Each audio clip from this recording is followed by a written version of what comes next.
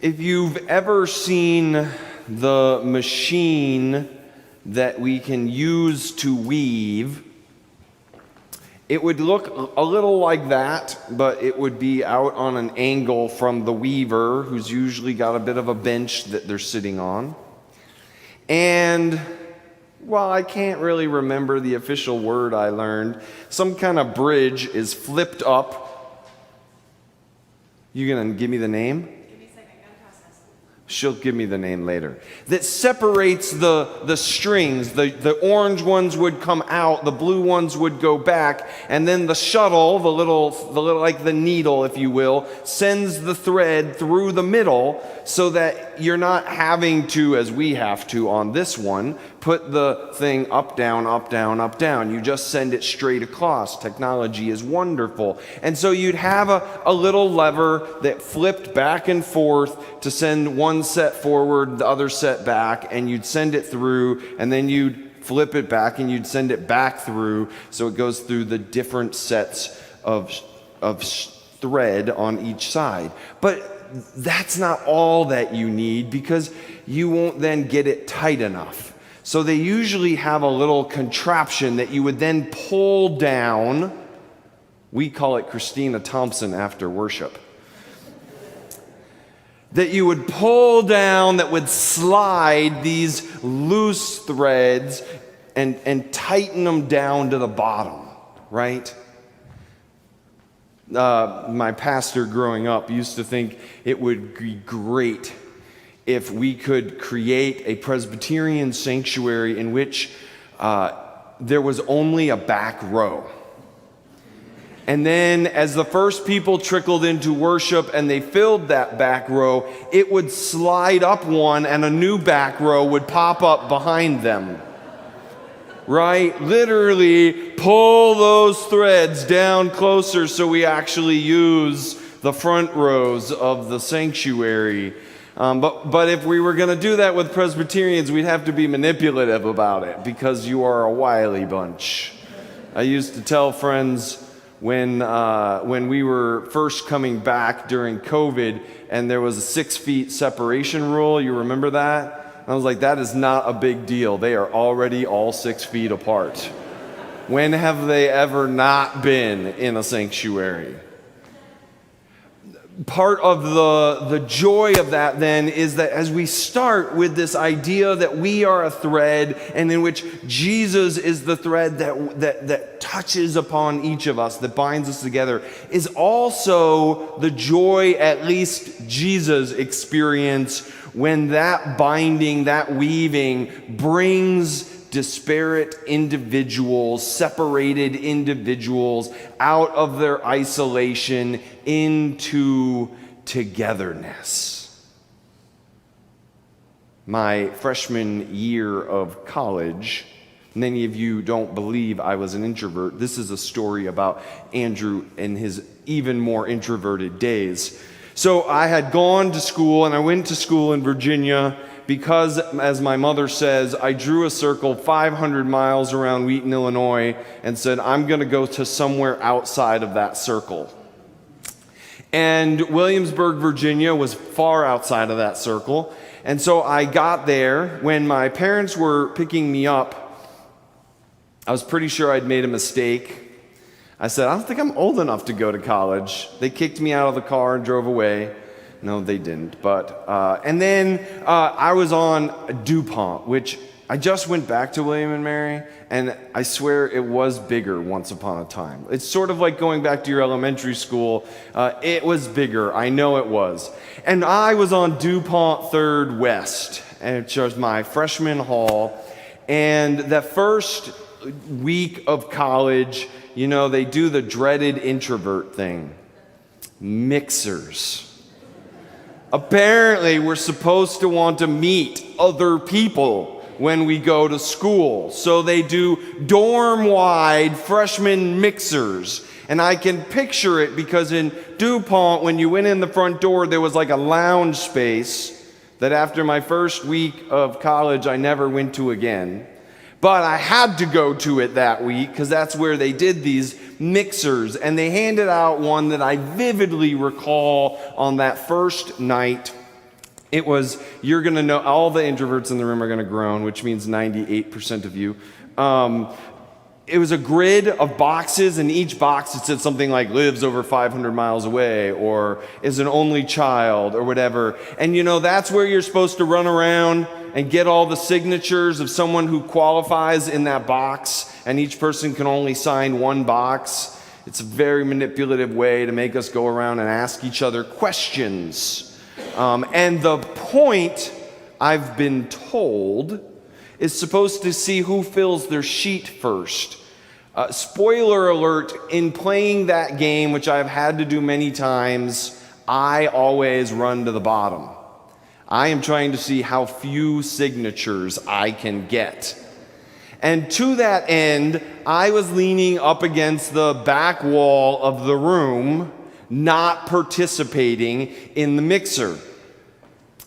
I don't know exactly how it came to be. It was a small room and a lot of kids, so there was another person sitting on that wall next to me, also trying to get no signatures. We began to talk about how much we didn't like these kinds of games.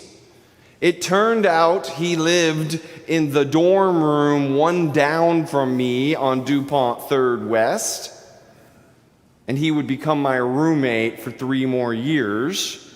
And when I was just at school, he came down from Maine, where he lives, to meet up with Caroline and I and walk the campus together for the day. Darn it, I mixed, and I didn't even know it.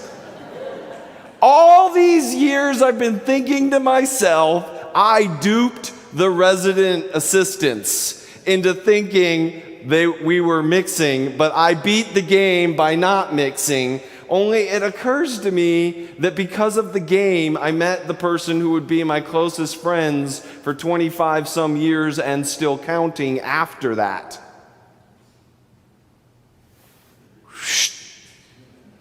Our lives, sometimes kicking and screaming, become woven together. We have a word for that in the church. It's called holy friendship. It's when the holy, it's when the Spirit, it's when the circumstances of life bring together people from different, sometimes radically different walks of faith, of life, of place in their life. And it turns out they both usually hide from the teacher by sitting in the 3rd pew from the back on the right side, And they're the type of people who might never meet in any other instance of their lives except when they're hiding from the game. And they become friends. In the church circles right now, there's an article running around called The Lonely Church, that one of the consequences of COVID is that we've lost the ability in the church to create friendships. Right? For those of us who already had them, we could go remote, we could go online, we could lose our dinner parties and our fellowships and our sharing bad church coffee after worship. We could lose all that, but we already had some friendships. We were already woven. But if you're trying to become woven into the fabric now and you don't have those things, it doesn't happen. And churches have become lonelier for it. I think about Jesus' 12 friends, fishermen and tax collectors. Simon the Zealot's thrown in, revolutionary, wants to create an uprising. I'm sure he had great conversations with the tax collector late at night. Do you ever wonder if they're thinking when they set out their bedrolls on the road, I really hope I don't end up next to Matthew again? Or Peter. Oh, Peter's going to tell us how he had all the right answers It's so annoying to get stuck next to Peter. Christ draws them in, and across their differences, across their divides, like it or not, they become friends. On the night when Jesus was betrayed, on the night before Jesus dies, the night when Jesus sat at table with his disciples, whom in John's text he says, I am no longer your master, but we are friends. We have bonds of life spent together. Two stories fracture off of this loom at that moment in time. Judas's story, the betrayer, and Peter's story, the denier. Judas betrays Jesus to the Pharisees, has deep second thoughts and regrets about what he has done. He goes to them, to the Pharisees, thinking now they're his community and they want nothing to do with him. They got from him what he wanted. Judas then, feeling full of shame and guilt, spirals off into his own isolation of despair, and he takes his own life there. And we spend all this time demonizing him, like we too haven't thought about giving up what we're about because it seems to be spinning out of control. Like we too haven't made dreadful mistakes. Like we too haven't betrayed a friend, thinking we had something to gain only to learn that it was like sand through our fingers. Better to blame Judas than ourselves. What's funny about that to me, tragically funny, is we don't share the same shame of Peter, right? No one runs around in the biblical text later. I love John's text because it says all the times Judas is mentioned, it dreams up some terrible scenario about why he's saying what he's saying. Oh, he doesn't care about the poor. He just steals from the purse, right? It's a very revisionist history. They're all very sure they sniffed out Judas from the beginning. But nobody cares to rewrite Peter's story. Peter still stays the rock upon which we built the church. Peter still goes on to be a leader in the Jerusalem temple. Peter still goes on to be a faithful witness to his own challenges of what it means to get bound into a thing you didn't even understand when you stepped up and said, yes, I do. So what is different about Peter and Judas in that moment? I'm always drawn to this. When the cock crows the third time and Peter realizes Jesus was as right about him being a denier of Jesus' friendship as he was about Judas becoming a betrayer of that friendship. They are two sides of the same exact coin. When Peter becomes confronted by that, the people he runs back to are his friends.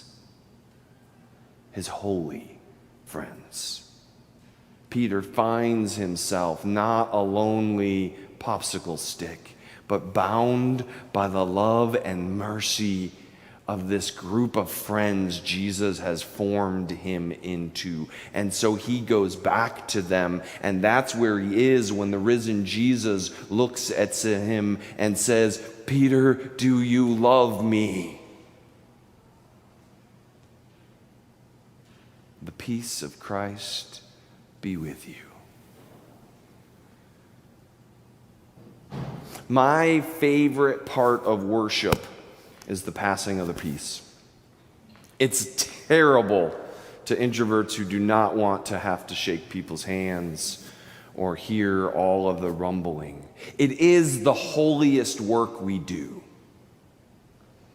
Because what Jesus calls us to do is become the people who break down dividing walls, the people who allow ourselves to be woven into, and the people weaving others into the fabric of a community formed in steadfast love and unconditional grace. The community that says to Peter, "Of course you belong here." A community that would have resisted a revisionist history of Judas and instead prayed that they couldn't find a way to be there for him in a time when they couldn't find a way to be there for themselves. We are called to be a community who receives the reconciling love of Jesus Christ. A God who says, no matter, what is it we rehearse? No matter what you've done or left undone, the God who loves you and calls you God's own. And then we're to go and do likewise. And yes, I know very often when we pass the peace, it turns into a little bit of chit-chat, and it turns into a little bit of lunch planning, or it turns into a little bit of this and a little bit of that. But what it is it's strengthening the concept that we are holy friends. And at its best moments, it ripples out from our sense of worship. Shared with you before, I'll share with you again, probably way too many times. My favorite thing that's happened in our family is we share the peace of Christ in text. I know when my family is watching worship and where in the worship service they are, and they don't all do it at the same time, but I get that peace of Christ passed. And as often as we do today when we say, repair the dividing walls of hostility, and we want to go big with it. We talked about this first light. We want to talk about the national conversation. We want to talk about political divides. The peace that I think it all starts with, though, is in our own households, in our own families, and in our own pews. It's the people we're closest with, who we've left unhealed wounds. I was in a teaching moment recently when I was in Richmond, and the speaker said, trauma untreated is transferred. Trauma untreated is transferred. Jesus says to us, treat your trauma.